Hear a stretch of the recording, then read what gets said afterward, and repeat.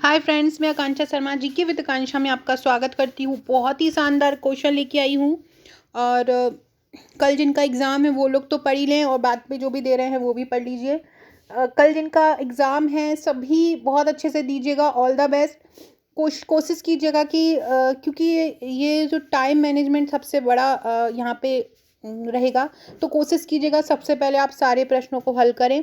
और कोई भी मैथ्स में, रीजनिंग में या कहीं जीके में कोई भी ऐसा दिख रहा है कि आपको लग रहा है कि मुझे नहीं आता है, तो उसको बात के लिए छोड़िएगा। थोड़ी स्ट्रेटेजी हम नेक्स्ट वीडियो बना के बताऊंगी। अभी ये क्वेश्चन कराती हूँ तो ये इनको जल्दी जल्दी अच्छे से कर लीजिए।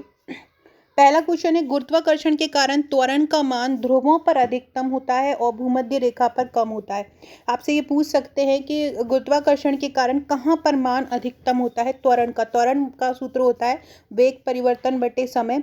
और गुरुत्वाकर्षण के कारण त्वरण का मान जो होता है वो ध्रुवों पर ज़्यादा हो जाता है और भूमध्य रेखा पर कम होता है। अगला आपसे पूछे कि गुरुत्वाकर्षण किस प्रकार का बल है। तो गुरुत्वाकर्षण बल एक अन्योन्य क्रिया बल है। कौन सा है गुरुत्वाकर्षण बल? अन्योन्य क्रिया बल है। गुरुत्वाकर्षण बल एक क्रिया प्रतिक्रिया बल भी है। एक अन्योन्य क्रिया बल है और क्या है? क्रिया प्रतिक्रिया बल है। गाड़ी के टायर में खांचे क्यों बढ़ाए जाते हैं? जिससे कि घर्षण बढ़ जाए और गाड़ी घिसे ना। मशीन के पहियों में बॉल वियरिंग लगाए जाते हैं। क्यों लगाए जाते हैं मशीनों के पहियों में बॉल वियरिंग? सर्पी घर्षण को बेलन घर्षण में घटाने के लिए। मशीनों के पहिए में बॉल वियरिंग क्यों लगाए जाते हैं? सर्पी घर्षण को बेलन घर्षण से घटाने के लिए। बर्फ का घनत्व जो होता है जल के घनत्व से कम होता है। बर्फ का घनत्व क्या होता है? जल के घनत्व से कम होता है, याद रखिएगा। आवृत्ति बराबर होता है 1/आवर्तकाल। बंदूक का प्रतिक्षेपण न्यूटन की गति का तीसरा नियम होता है। पंख रक्षक का कार्य दिशा आघूर्ण पर आधारित है। पंख रक्षक का कार्य किस पर आधारित है? दिशा आघूर्ण पर। रस्साकसी से जीतने वाली टीम द्वारा किया गया कार्य कैसा होता है? रस्साकसी नहीं, इधर से एक टीम खींच रही है, दूसरी तरफ से दूसरा टीम खींच रही है, तो उस पर जो कार्य होता है वो कैसा होता है? क्योंकि इलेक्ट्रॉन निकलते रहते हैं, ऊर्जा निकलती रहती है, तो कार्य कैसा होता है? धनात्मक होता है। किसी तरल में आंशिक या पूर्ण रूप से डूबी किसी वस्तु पर ऊपर की ओर लगने वाला बल क्या कहलाता है? उत्प्लावन बल कहलाता है। उत्प्लावन बल नावों, जलयानों, गुब्बारों आदि के लिए जिम्मेदार होता है। घर्षण में ऊर्जा का व्यय होता है। चार्ल्स का नियम किस पे है? स्थिर। चार्ल्स का नियम स्थिर दाब पर है। गैलुसॅक का नियम स्थिर आयतन पर है। वॉयल का नियम स्थिर ताप पर है। फ्रेंड्स, ये गलत है। चार्ल्स का नियम स्थिर ताप पर है, गैलुसॅक का आयतन पर है और बॉयल का दाब का है। 1 मिनट रुकिएगा। ओके फ्रेंड्स, ये सही लिखा है। मैं थोड़ा सा कंफ्यूज हो गई थी। चार्ल्स का जो नियम होता है वो स्थिर दाब पर ही रहता है। गैलुसॅक का नियम स्थिर आयतन पर रहता है और बॉयल का नियम स्थिर ताप पर रहता है। स्थिर दाब पर इसमें क्या होता है, जो स्थिर दाब पर ताप और वॉल्यूम ये समानुपाती हो जाते हैं। गैलुसॅक का स्थिर आयतन का है, तो इसमें स्थिर आयतन है तो इसमें क्या रहेगा? ताप रहेगा और दाब रहेगा। तो गैलुसॅक में ताप और दाब जो होते हैं वो समानुपाती हो जाते हैं। वॉयल का नियम स्थिर ताप पर है, तो इसमें क्या रहेगा? इसमें क्या होता है कि आयतन और दाब व्युत्क्रमानुपाती हो जाते हैं, तो ये वॉयल का नियम है। तो ये तीनों नियम याद रखिएगा। जनरेटर का उपयोग यांत्रिक ऊर्जा को विद्युत ऊर्जा में बदलने के लिए किया जाता है। यह फैराडे की थ्योरी पर आधारित है।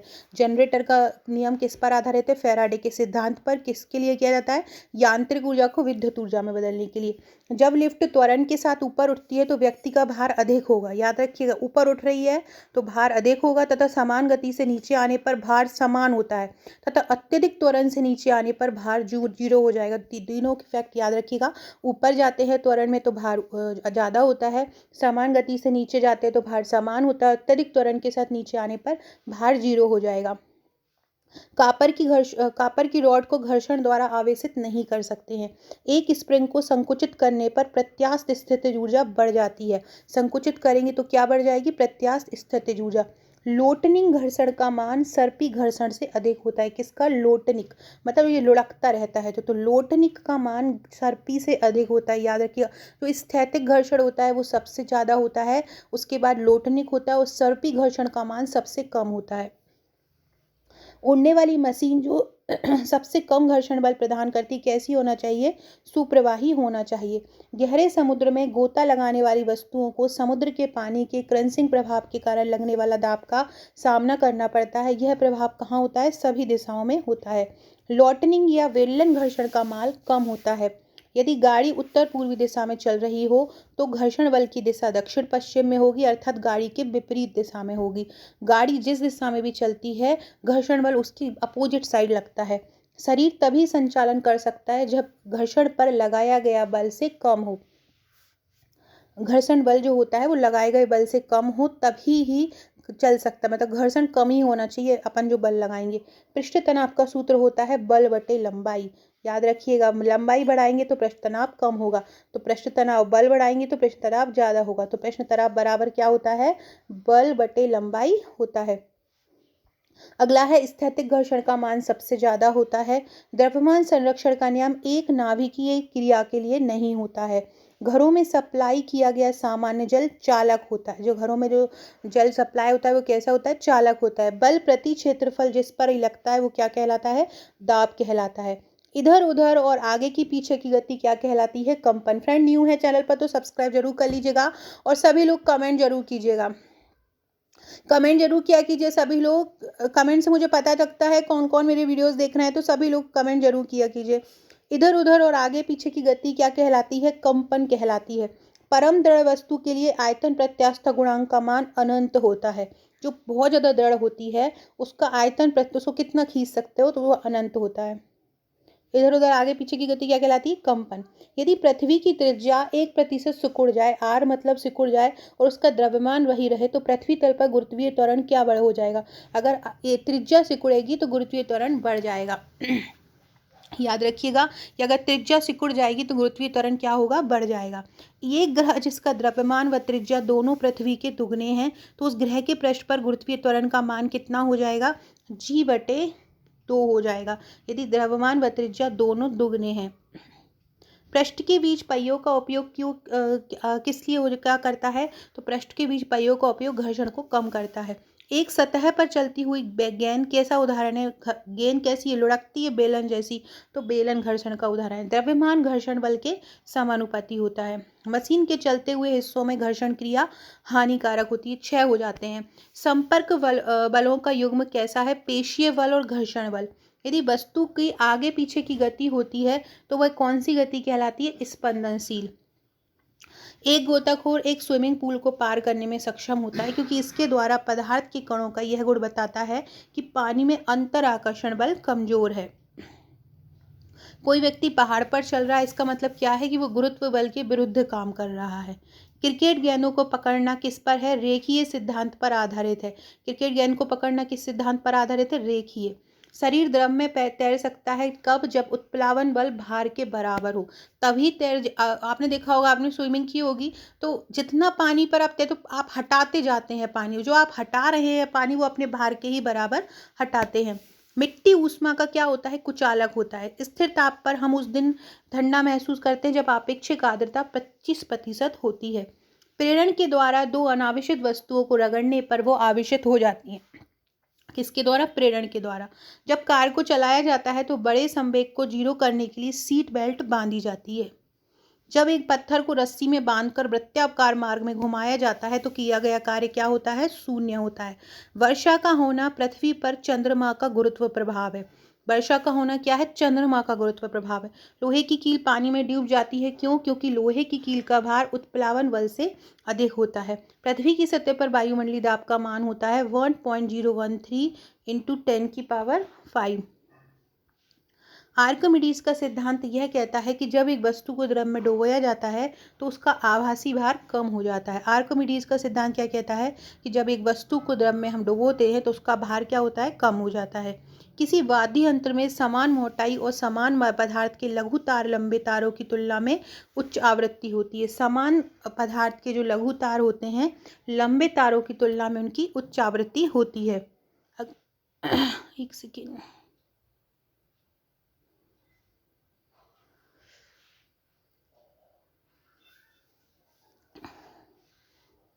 तो याद रखिए किसी वाद्य यंत्र में समान मोटाई और समान पदार्थ के लघु तार जो होते हैं, लंबे तारों की मतलब लघु तारों की आवृत्ति उच्च होती है। एक लड़का क्रिकेट और टेनिस के समान आकार की बॉल पकड़े हुए है तो आघूर्ण किसका ज़्यादा होगा? क्रिकेट की बॉल का ज़्यादा होगा। जब एक वस्तु को जल में डुबोया जाता है तो क्या होता है? उसका आभासी भार कम हो जाता है। जब एक रबर की गेंद को दबाया जाता है तो उस पर क्या होता है? संतुलित बल लगता है।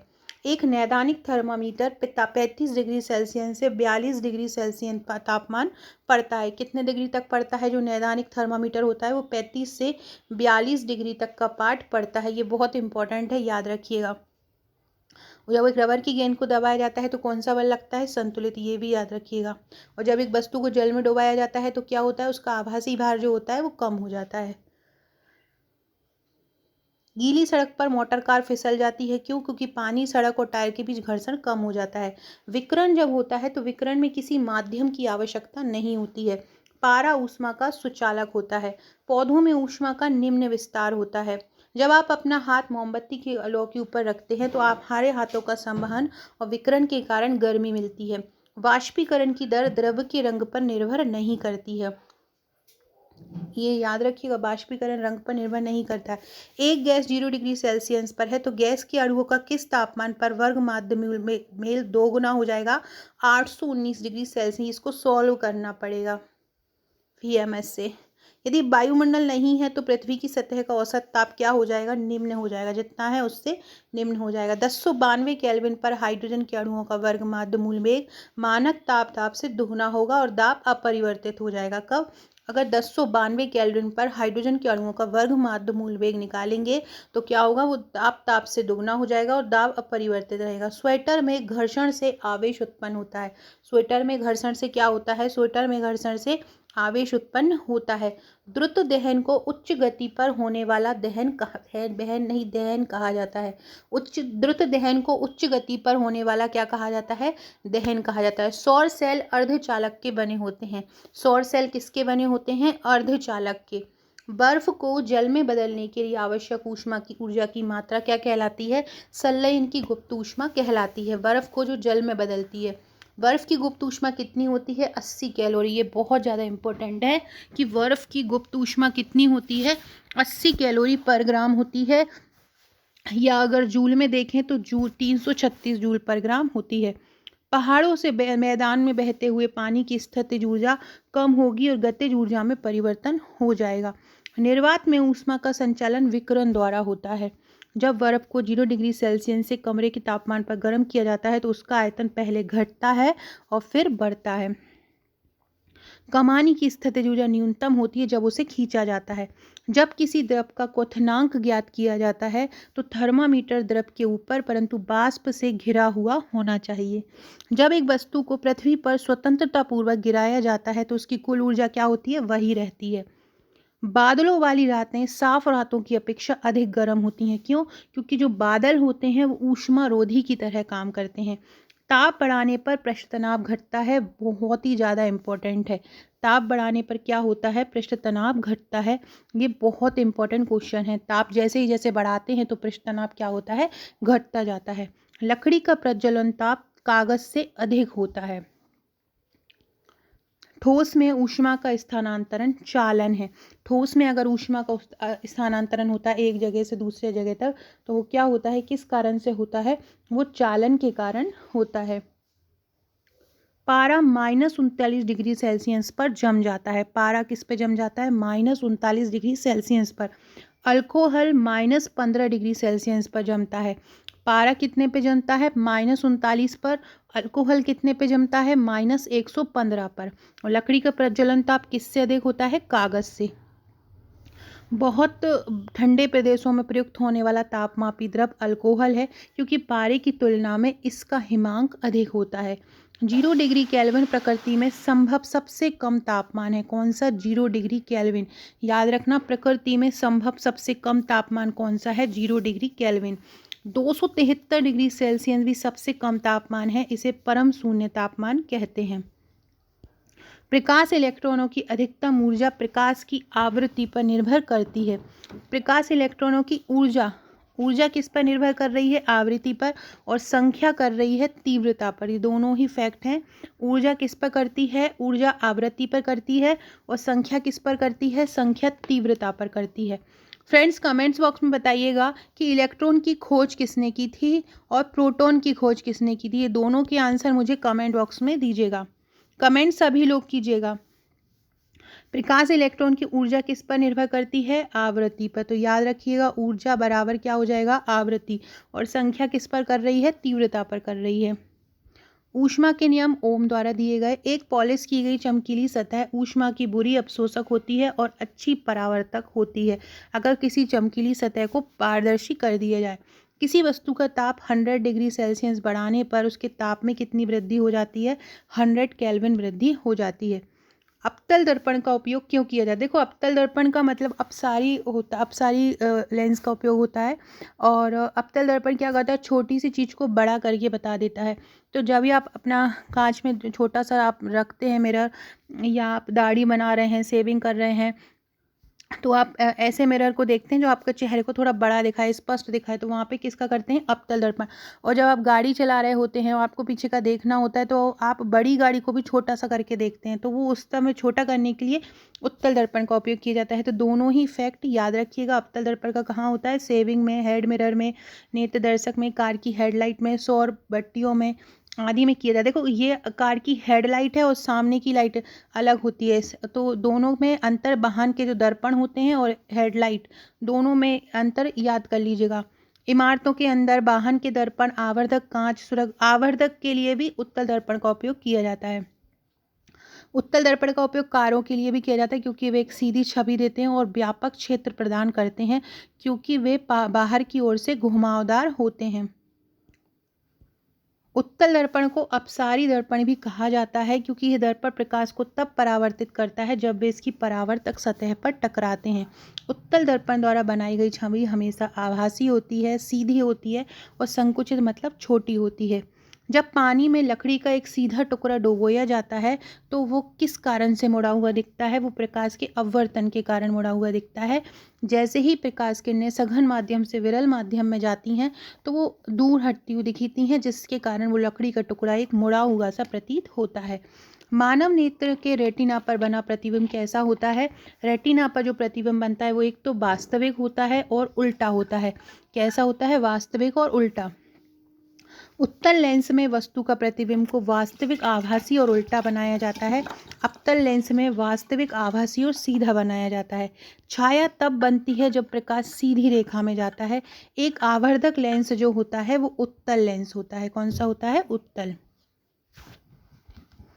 अवतल लेंस की क्षमता कैसी होती है? ऋणात्मक होती है।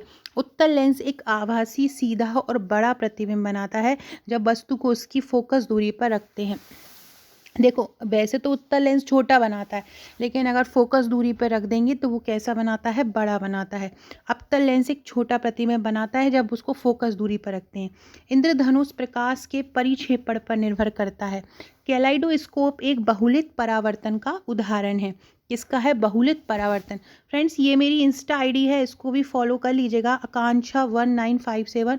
यहाँ पर भी कल से जो पेपर स्टार्ट हो रहे हैं पटवारी के, यहाँ पर इंस्टा पर भी, टेलीग्राम पर भी, वीडियो में भी, सभी जगह उन पेपर को और उनसे संबंधित कौन कौन से प्रश्न मिलते जुलते आ सकते हैं वो सब हम वीडियो के थ्रू करेंगे। एक समतल दर्पण से बनी छवि को स्क्रीन पर प्राप्त नहीं किया जा सकता है, क्योंकि ऐसी छवि आभासी कहलाती है। कैसी? समतल दर्पण की। आवर्धक लेंस क्या होते हैं? एक प्रकाशीय उपकरण होते हैं जिसका उपयोग किसी वस्तु का आवर्धित प्रतिबिंब प्राप्त करने में किया जाता है। इसमें एक साधारण उत्तल लेंस होता है जिसमें एक हैंडल के साथ एक फ्रेम में रखा जाता है। परावर्तन क्या होता है?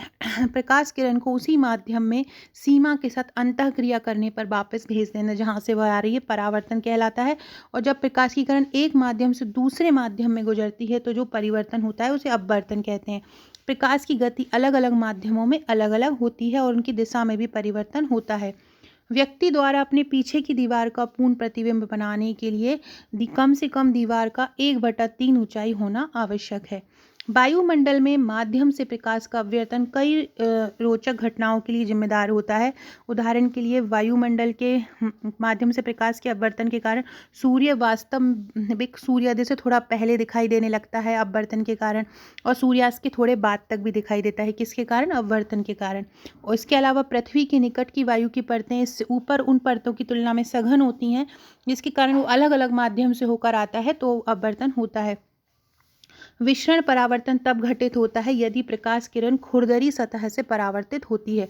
बिजली का चमकना स्थिर वैद्युत है। बिजली का चमकना क्या है?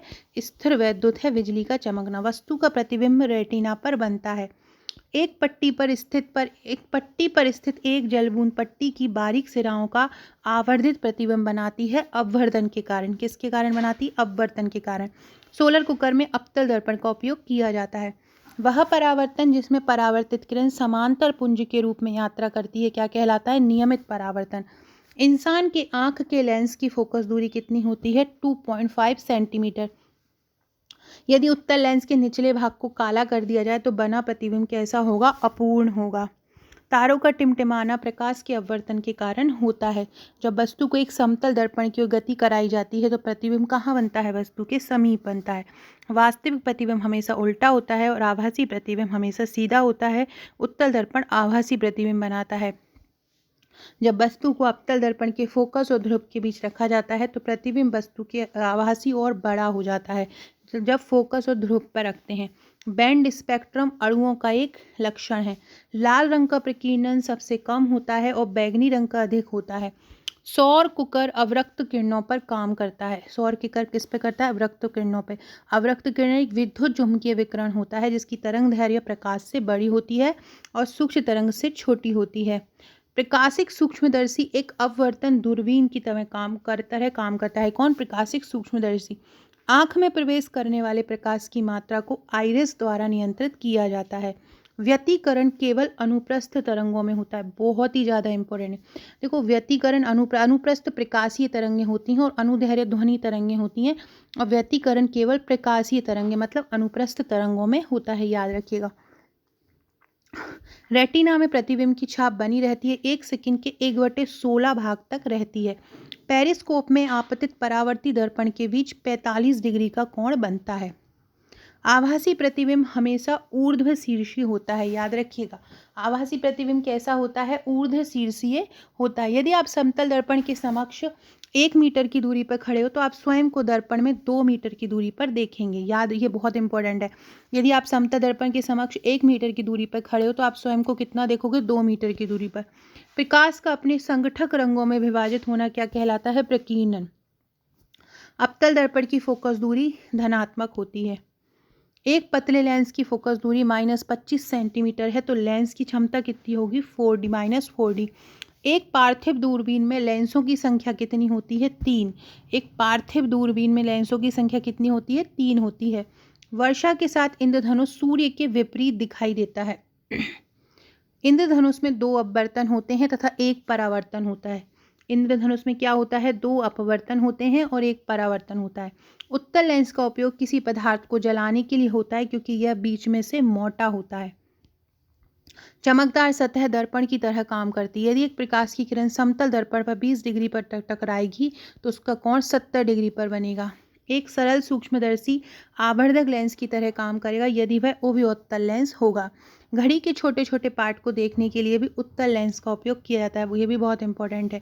घड़ी के छोटे छोटे पार्ट देखने किसका उपयोग किया जाता है? उत्तल लेंस का।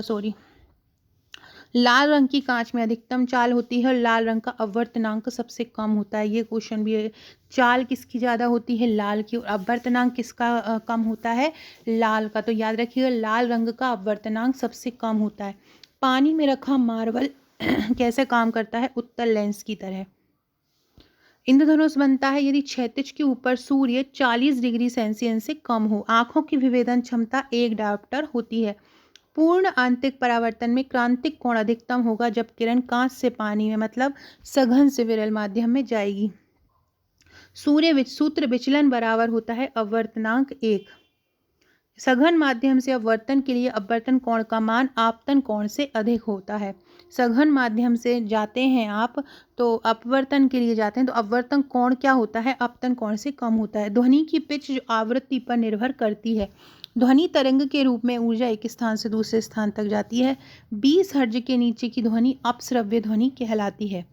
ध्वनि के कंपन का आयाम उसकी प्रबलता बताता है। स्ट्रिंग कप जो होते हैं पिच ध्वनि उत्पन्न करते हैं। कौन? स्ट्रिंग कप, जो बहुत कम तनाव वाली और अधिक मोटाई वाली होती है। मानव कान का कंपमान हिस्सा क्या कहलाता है? Ear drum. ध्वनि की प्रबलता कंपन की आवृत्ति पर निर्भर नहीं करती। टेलीविज़न की आवाज़ तेज कर रहे हैं तो हम क्या कर रहे हैं? हम आयाम बढ़ा रहे हैं। दूर संचार में सूक्ष्म तरंगों का उपयोग करते हैं मतलब माइक्रोरेस। दूर संचार में किसका करते हैं? सूक्ष्म तरंगों का। स्पेक्ट्रोमीटर का उपयोग तरंग दैर्घ्य मापने में करते हैं। रेडियो तरंगें सबसे लंबी होती हैं। पियानो द्वारा उत्पन्न ध्वनि कैसी होती है? बांसुरी द्वारा उत्पन्न ध्वनि के कारण अलग है। बांसुरी द्वारा उत्पन्न ध्वनि की गुणवत्ता के कारण अलग है। ध्वनि कंपनी के बड़े आयाम प्रबल ध्वनि उत्पन्न करते हैं। आवाज़ तारत्व के द्वारा पहचानी जाती है और तारत्व को पिच कहा जाता है। इसी के कारण ध्वनि का मोटा पतला होता है। किसने कहा था? यह एक व्यक्ति तारत्व पर निर्भर करता है। जैसे जैसे ध्वनि की आवृत्ति बढ़ती जाती है पिच भी बढ़ता जाता है। ये नहीं है किसने कहा था, यही है कि तारत्व बढ़ता जाता है जैसे जैसे आवृत्ति बढ़ती जाती है। कृत्रिम उपग्रह द्वारा संचार के लिए किसका उपयोग किया जाता है? माइक्रो तरंगों का। रात में देखने हेतु किसका किया जाता है? अवरक्त तरंगों का। एक फिलामेंट लैंप में विद्युत ऊर्जा प्रकाशिक ऊष्मा ऊर्जा में परिवर्तित होती है। फास्फोरस 32 जो होता है एक रेडियोधर्मी समस्थानिक है। इसका उपयोग नई रक्त कोशिकाओं के उत्पादन को धीमा करने एक चिकित्सा के रूप में किया जाता है। यह आयोडीन और ये I-131 क्या है? आयोडीन का एक रेडियो आइसोटोप है। थायराइड ग्रंथि के कैंसर के निदान में उपयोग किया जाता है। कोबाल्ट 60 क्या है? एक सिंथेटिक रेडियोधर्मी आइसोटोप है कोबाल्ट। कोबाल्ट 60 परमाणु रिएक्टर संचालन का भी एक उप उत्पाद है।